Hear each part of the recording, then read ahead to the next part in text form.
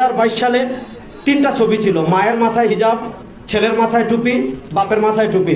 কিন্তু 2024 সালে এটাকে এমনভাবে করা হয়েছে, ছেলের পরনে হাফ প্যান্ট, মেয়ের পরনেও হাফ প্যান্ট।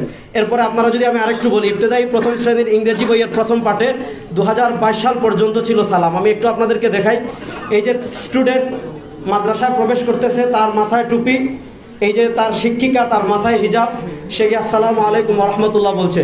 2024 সালে দেখেন শিক্ষিকার মাথা থেকে হিজাব ফেলে দেওয়া হয়েছে, বাচ্চাদের মাথা থেকে টুপি ফেলে দেওয়া হয়েছে এবং আসসালামু আলাইকুম ওয়া রাহমাতুল্লাহ বাদ দেওয়া হয়েছে।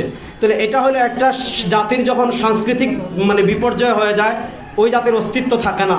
তো তারা খুব সূক্ষ্মভাবে একদম প্রথম শ্রেণী থেকে এই কাজগুলো করেছে। এবং আরেকটা জঘন্য কাজ করেছে, যেখানে ছেলের আলোচনা আসছে, কোথাও শুধু ছেলের ছবি নাই, কোথাও শুধু মেয়ের ছবি নাই।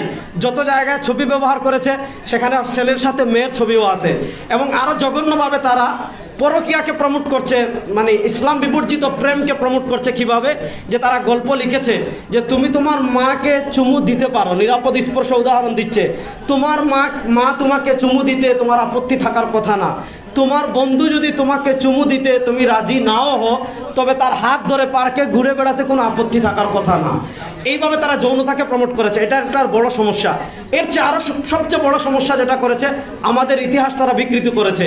ইতিহাসের নামে আমাদের শাসক যারা ছিলেন, আমাদের মুসলিম শাসক ছিলেন, তাদেরকে লুটতরাজ, তাদেরকে গনিমতের মাল আত্মসাৎকারী, হিন্দুদের সম্পদ দখলকারী, এইভাবে তারা পেশ করেছে।